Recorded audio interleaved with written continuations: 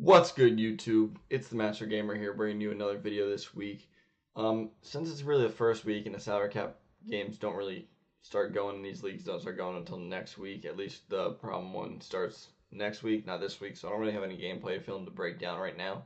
I could go back in the year and break down some older stuff, but I really want to explain to you guys what salary cap is because I know there's a lot of confusion with that mode from a lot of people that don't really play it too much. So basically, what it is you're under a salary cap, and fits the general rules of a salary cap. You can't go over a certain limit, or you can't play.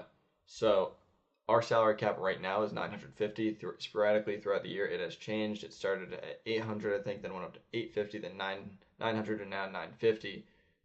Just to like a couple weeks. Some of the values change here or there, but for the most part, it's a pretty static salary cap. It changes very rarely throughout the year, maybe 2 or 3 times. This year is 4. I think last year was 3. I don't remember exactly, but doesn't change too often, and it's pretty easy to follow that. Just I'm gonna be retweeting that on my channels once they announce it. So if you just want to go there, it's just at Master Gamer, same as the channel name, except the.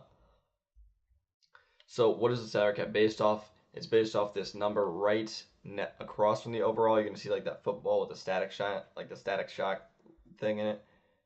That number right there. So right now we're on Zach Martin. His salary cap value is 31. So 31 of his salary cap would go and allocate towards that 950. Again, you have to be under that 950. Alongside the 950 rule, you need to have 39 players. So that essentially makes it so you can fill every single formation that you could possibly go in. So you need obviously your 5 starting O linemen. You need a tight end and a backup tight end and a fullback. Even if you don't run fullback formations, a third tight end set would put in a fullback. Then you need a 4th wide receiver to go along with your normal receivers, running back, quarterback. I mean that you're going to need a quarterback. I hate to break it to you.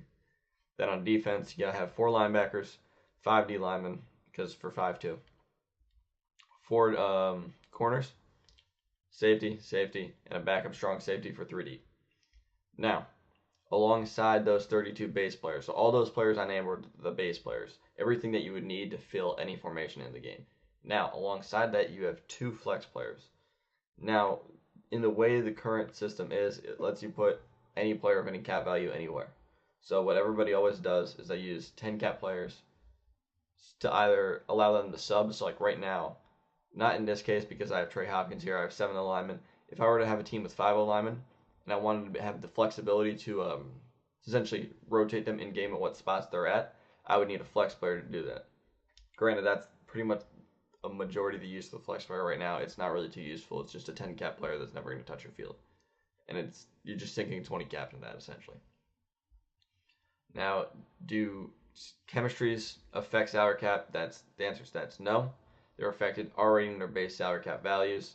So you'd see on the tier 4 Aaron Rodgers, his salary cap goes up a decent amount because he gets Gunslinger, but it isn't separate from the chemistry. So if you turn off the chemistry by accident, it doesn't give away the salary cap value. You're stuck at that value regardless. Now you're also going to notice I don't have a lot of the higher tier players in the salary cap lineup because it's different from MUT. MUT, you're allowed to get all those super juiced players, stack the team, make it exactly how you want it based off the highest ratings in the game. Well, salary cap limits you. So a lot of times what you're going to see is a lot of these cheaper players. This new Martavis Bryant that came out is great because he got 96 speed, he's 6'4", he's got good run block, he has decent catching stats. So he's really good for salary cap. Same thing with like a Juju Smith-Schuster, who's pretty much in the same boat, except he trades height for run block. Now on defense, you'll see a little bit more of the better players. You're going to see this Rod Woodson's. Even on Xbox, I actually have the super juiced Rod Woodson, like the full Ultimate Legend. And you're going to see a lot of like Randy Mosses and a lot of those really juiced up receivers in formations from people that run like bunch and stuff. However, depending on how you want to build your team, do you want to make your team balanced, build an O-line? I very clearly stacked out my O-line. And this is something that you're going to see from a lot of O-lines. It's kind of boom or bust. And the boom is almost always MUT heroes. I think the only person I've ever seen besides me try an O-line with wasn't MUT heroes was True Boy. And he just juiced up his O-line, and I respect it because he really likes strength. So that's part of it because a lot of times strength affects disengages, but that's for a whole separate topic altogether. I'm not going to get into that now. But a lot of people use the MUT heroes with the pass blockers, the run blockers, to kind of specialize to reduce that cap value. Or they're going to go with like 15 cappers, gold cards that'll just get the job done well enough for bunch because they're going to be max protecting anyways. Now again, you're not going to see those star players. You're going to have to use cards like this Shannon Sharp, which I don't know if anybody would ever use. But if you look at it, he has 30 cap value, which is great for a wide receiver. He's 6'2", 86 speed. He has decent enough receiving stats. He's not going to cost you. He's not going to drop any open passes. And even has decent run block, if I remember right. Yeah, especially for a receiver, 74 is great. But he's only 30 cap. He's in a really specialized role where I don't need that much speed.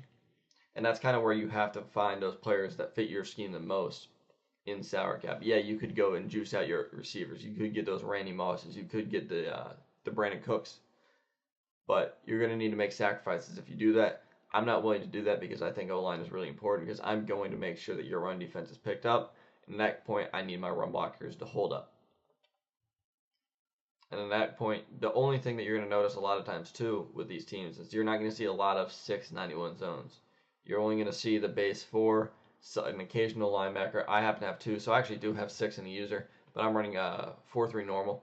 So it's kind of cheaper for me to do that. The linebackers don't cost as much as the DBs. However, if you were going to get like a nickel corner, like this isn't actually a nickel corner, he plays safety, but for chemistry reasons, he's starting at nickel. That would cost you, I think the minimum is 40 cap. So it's already 6 cap over Derek Brooks, who's the cheapest with 1 read and react. Vontae Davis, I think, is the cheapest with 2 read and reacts, not including the Puslesny because he's just really slow. So yeah, guys, it's really just about making sacrifices, knowing where you want to allocate your cap, and finding out how that best suits your team and your scheme. And that's why I think salary cap is really one of the better modes in the game, at least the most competitive. Now, in terms of if this is an important mode to play right now, if you're looking to get into it, I would say no. But if you're looking to get into it, get some practice with it, now is probably the best time to do that because nobody competitive is really playing in the salary cap leaderboards right now. This is a really good time to get reps, kind of figure things out. Even if it's not perfect, it's going to get you in the mindset of, okay, I'm ready to at least jump into it next year and just try and compete. And if you're willing to do that, hats off to you. That's what I did, and that's kind of where I'm at now. So you guys, hopefully this has been pretty much a full explanation of the salary cap mode. I know it's been explained before, but I don't think it's been explained in full detail really, and a lot of people are pretty confused on that. So I wanted to go over, explain it again. If you have any more questions, down in the comments below. If I get a decent amount, I can even recreate a video and go into even further detail. If not, I can just answer in the comments. So again, hit me up on Twitter at MatsterGamer, spelled the same way it is on here. I just have no the on Twitter. It's just MatsterGamer. Me down in the comments below. Like this video, subscribe. Appreciate the view, and I'm out.